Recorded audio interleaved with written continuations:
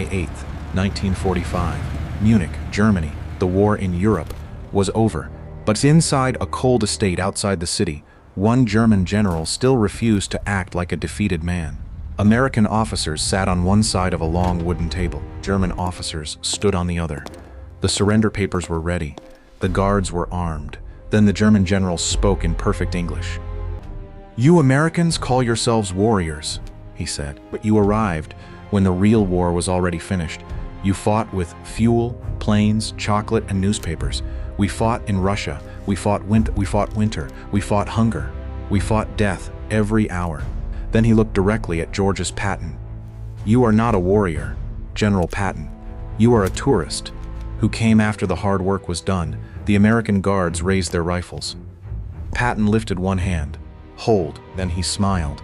Because if there was one thing George Patton hated more than losing, it was a defeated man pretending that defeat made him noble. This is the story of the German general who insulted Patton to his face, and the answer that made the entire room go silent. Before we begin, if you want more untold moments from World War I, hit subscribe. New stories every week. To understand that room, you have to understand Germany in May 1945. Berlin had fallen. Hitler was dead. Roads were packed with soldiers, refugees, burned tanks, and men who had once marched across Europe, now walking with their hands raised. Millions of enemy soldiers still had to be disarmed, counted, transported, and guarded. Across occupied Germany, castles, schools, hotels, and estates became surrender centers. Some German officers arrived relieved. Some arrived ashamed. Some still carried themselves as if losing the war had not touched them. One of them was a German general known for discipline, pride, and an old Prussian idea of honor.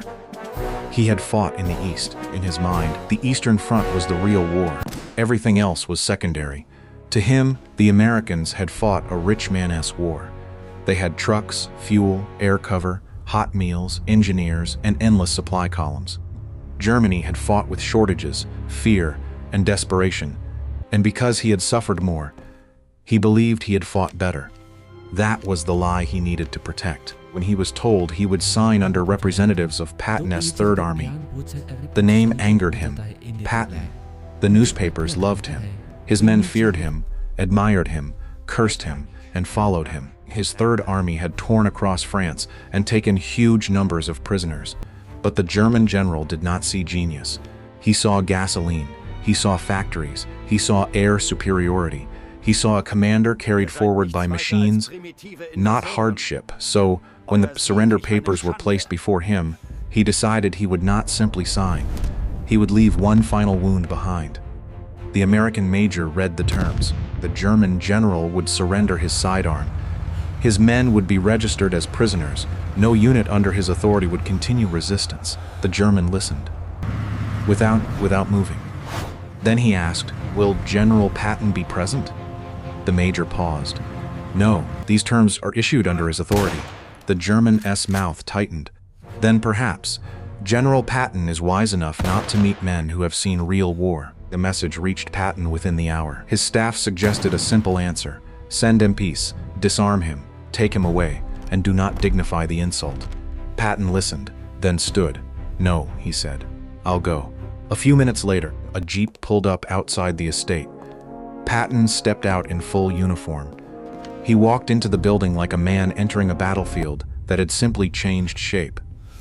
Inside the room, every American stood. The German general did not.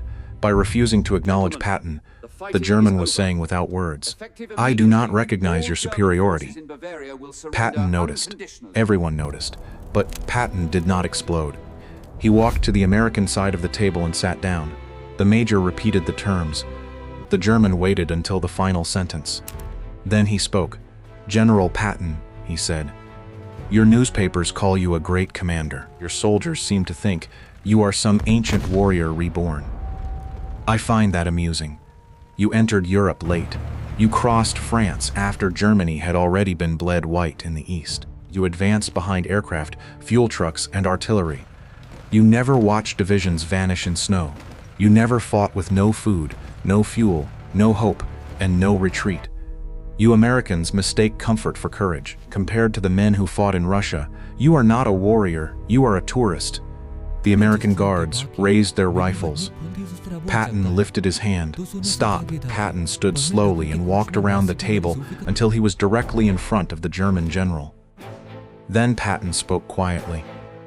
General, I want to thank you because you have just given me the chance to say something I've wanted to say to men like you for a very long time. You are right about one thing, Patton said. The Eastern Front was hell. Your men froze. They starved. They bled. They died in numbers no man should be proud of counting. But fighting in hell does not make you a better general. It only means you followed your leaders into hell and stayed there until hell swallowed you.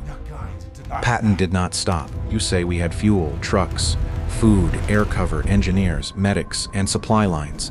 Yes, we did. That is not an apology. That is the point.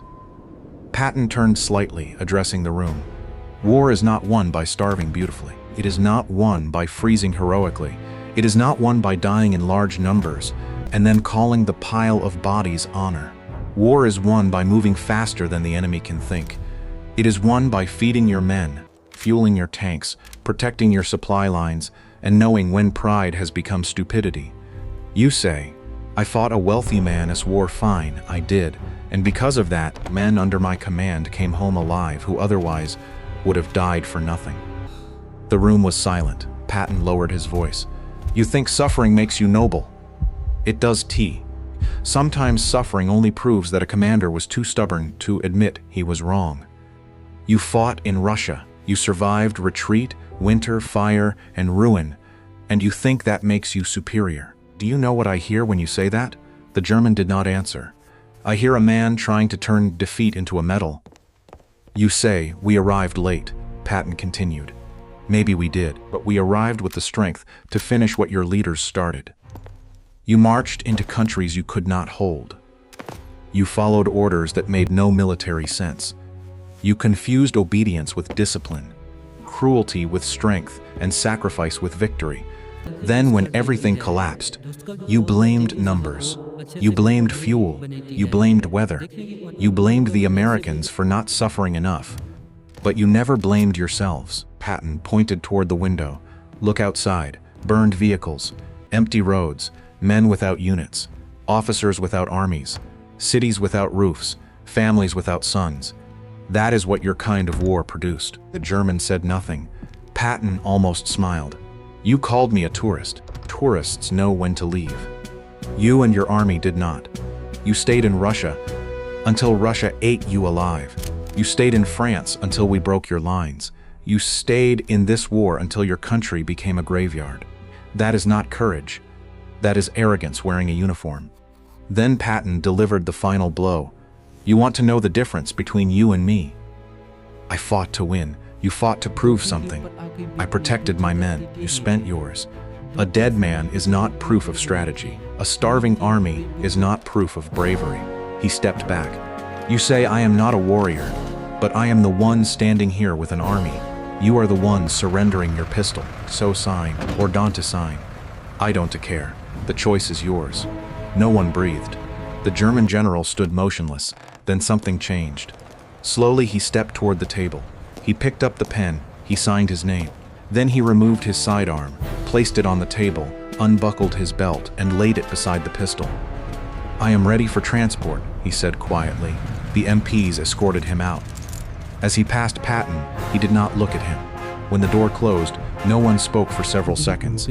Finally, one of Patton's aides said, Sir Patton cut him off. That was a man who mistook suffering for greatness. He looked at the pistol on the table. Too many of them do. The aide asked, What should we do with it, sir? Patton looked toward the door. Record it. Tell them it belonged to a defeated general who believed losing painfully made him better than winning decisively.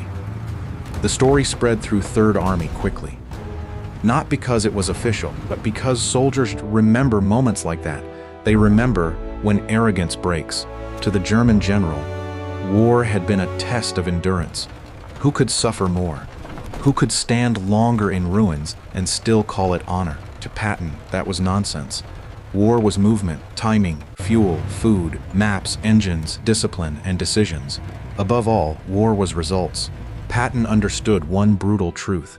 The purpose of war is not to suffer beautifully. The purpose of war is to win quickly enough that your men live to see the end of it. The German thought he was attacking Patton's pride. But Patton's pride was not built on pain. It was built on victory. The German said, "You did not suffer like us."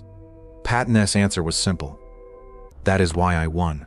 If you were standing in Patton's place, would you ignore the insult or answer it directly? Let us know in the comments. And if you want more forgotten confrontations from the final days of World War II, subscribe now.